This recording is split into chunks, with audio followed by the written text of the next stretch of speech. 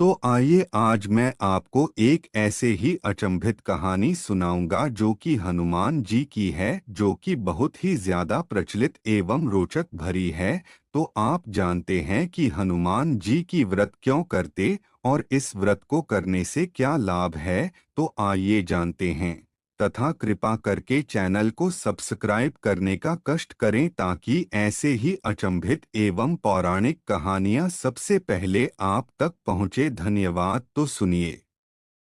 भारत में हनुमान जी को अजेय माना जाता है। हनुमान जी अष्ट चिरंजीवियों में से एक हैं। कलयुग में हनुमान जी ही एकमात्र ऐसे देवता हैं जो अपने भक्तों पर शीघ्र कृपा करके उनके कष्टों का निवारण करते हैं। मंगलवार भगवान हनुमान का दिन है। इस दिन व्रत रखने का अपना ही एक अलग महत्व है। मंगलवार व्रत की कथा इस प्रकार से है। प्राचीन समय में ऋषिनगर में केशवदत्त ब्राह्मण अपनी पत्नी अंजलि के साथ रहता था। केशवदत्त को धन संपत्ति की कोई कमी नहीं थी। सभी लोग केशवदत्त का सम्मान करते थे, लेकिन कोई संतान नहीं होने के कारण केशवदत्त बहुत चिंतित रहा करता था। पुत्र प्राप्ति की इच्छा से दोनों पति पत्नी प्रत्येक मंगलवार को मंदिर में जाकर हनुमान जी की पूजा करते थे। विधिवत मंगलवार का व्रत करते हुए उन लोगों को कई वर्ष बीत गए, पर उन्हें संतान की प्राप्ति नहीं हुई। केशवदत्त बहुत निराश हो गए, लेकिन उन्होंने व्रत करना नहीं छोड़ा। कुछ दिनों के पश्चात केशवदत्त पवनपुत्र हनुमान जी की सेवा करने के लिए अपना घर-बार छोड़ जंगल चला गया और उसकी धर्मपत्नी अंजलि घर में ही रहकर मंगलवार का व्रत करने लगी। इस प्रकार से दोनों पति पत्नी पुत्र प्राप्ति की इच्छा से मंगलवार का विधिवत व्रत करने लगे। एक दिन अंजलि ने मंगलवार को व्रत रखा, लेकिन किसी कारणवश उस दिन वह हनुमान जी को भोग नहीं लगा सकी और सूर्यास्त के बाद भूखी ही सो गई। तब उसने अगले मंगलवार को हनुमान जी को भोग लगाए बिना भोजन नहीं करने का प्रण कर लिया। 6 दिन तक वह भूखी प्यासी रही। 7वें दिन मंगलवार को अंजलि ने हनुमान जी की विधिवत रूप से पूजा अर्चना की, लेकिन तभी भूख प्यास के कारण वह बेहोश हो गई।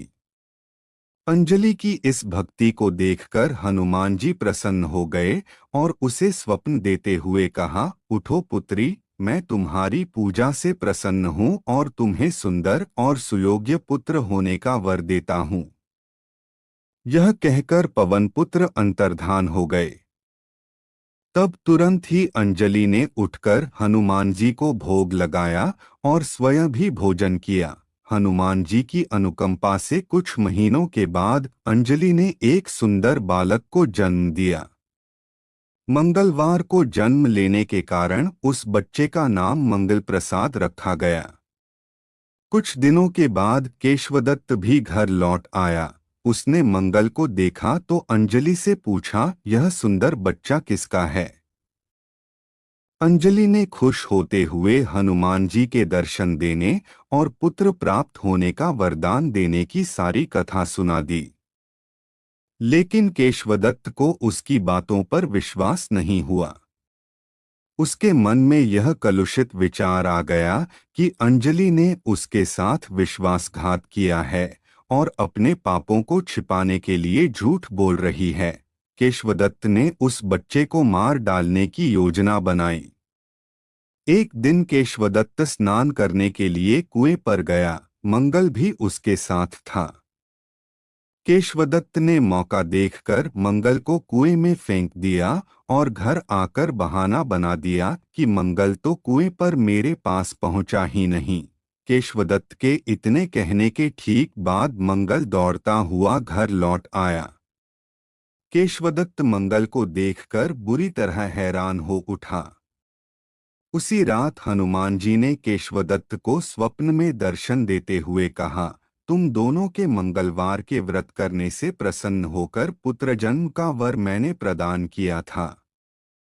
फिर तुम अपनी पत्नी को उल्टा क्यों समझते हो? उसी समय केशवदत्त ने अंजलि को जगाकर उससे क्षमा मांगते हुए स्वप्न में हनुमान जी के दर्शन देने की सारी कहानी सुनाई। केशवदत्त ने अपने बेटे को हृदय से लगाकर बहुत प्यार किया। उस दिन के बाद सभी आनंदपूर्वक रहने लगे।